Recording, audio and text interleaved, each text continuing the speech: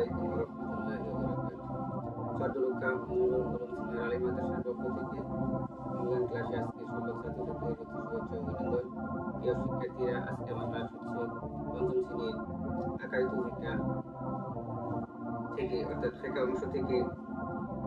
অংশের 11তম পাঠ থেকে আলোচনা।